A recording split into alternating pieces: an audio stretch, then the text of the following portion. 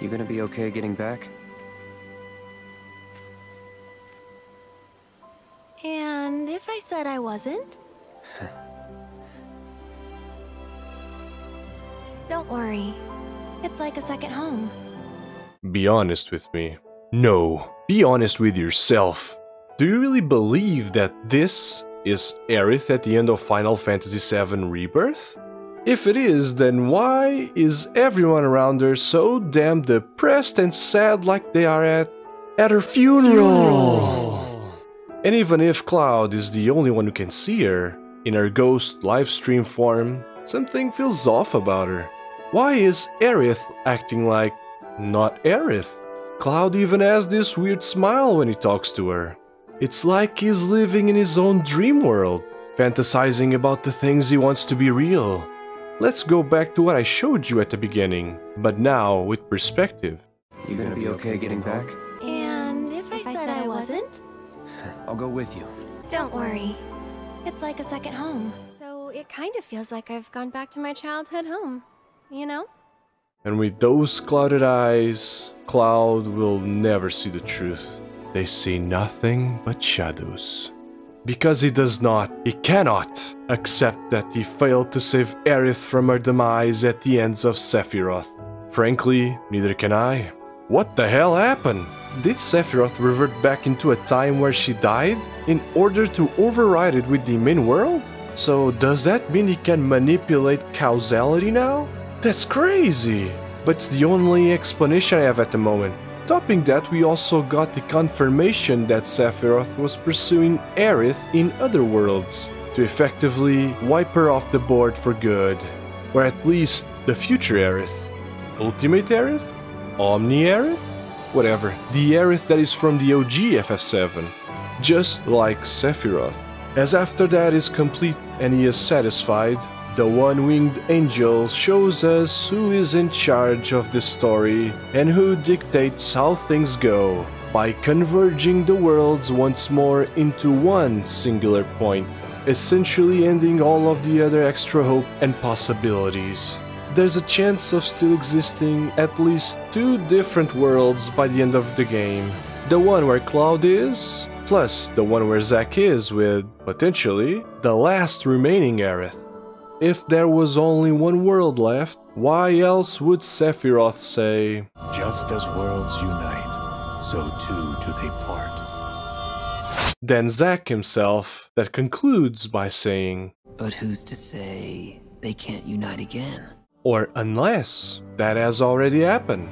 You know, at this exact time, where Zack falls through the church of the ruined world to travel to another one. Most people would think that this was Aerith that did that. I'm not denying it. I just think that the planet has a bigger decision factor and manipulation over the White Whispers than Aerith herself. Meaning that both Aerith and the planet's will want Zack to be alive. Oh boy, I was on track to go off topic here, with all these timelines in different worlds. Gotta be careful or we could easily be here for hours.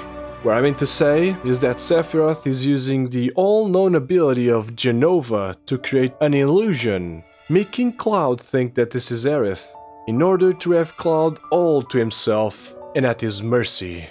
When does he have this incredible idea? Right here. You thought you had beaten him? Nope. And guess what? He even flies away with a smile on his face. So much confidence in this man. And just as one cannot underestimate Aerith and what she can do and accomplish, one shouldn't underestimate Sephiroth and on what he has in store for us in the last game.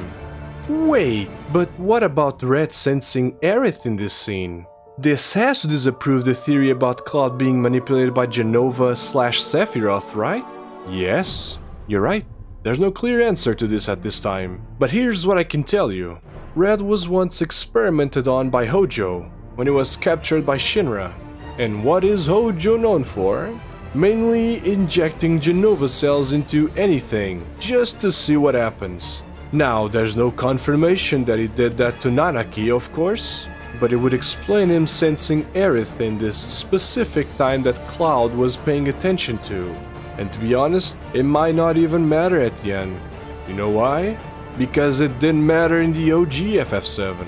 Sephiroth turned into Tifa at one time, and only at this specific time, to make sure that Red or Barret would not find anything suspicious and deliver the black materia directly to Cloud, which then gave it to Sephiroth. And it worked like a charm, even hiding the other party members in the background with another illusion. Now imagine, all of this plus when Cloud finds out that the Aerith he's been talking to, since they flew away and thought was alive and well, is in fact dead. And to give it even more despair, at the moment that Sephiroth is telling Cloud about who he supposedly is, he might just tell him that Zack also died. Or, in a big twist, that the one who actually died was not Zack, but Cloud. He was the guy who was swallowed by the current of the river in the Nibelheim flashback. And with all of this, Cloud will get even more messed up than he did in the original story. This is so fucked up, Sephiroth. You can't do this! Yet, that's exactly what he's doing.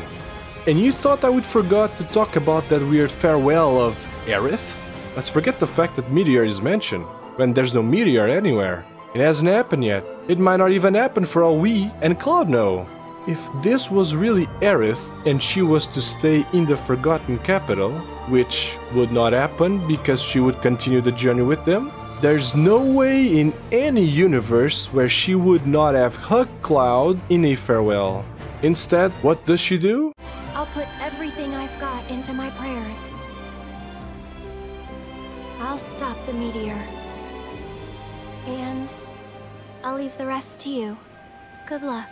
I rest my case. But I'm very intrigued in reading your thoughts on this subject in the comments. Anything is possible at this point, but within reason. Let's not talk about how Glenn is Cloud's dad, okay? And not make this more than a funny joke. With this, I would like to thank you for watching and being here up until now. I hope you have a good day. Take care and stay safe, everyone.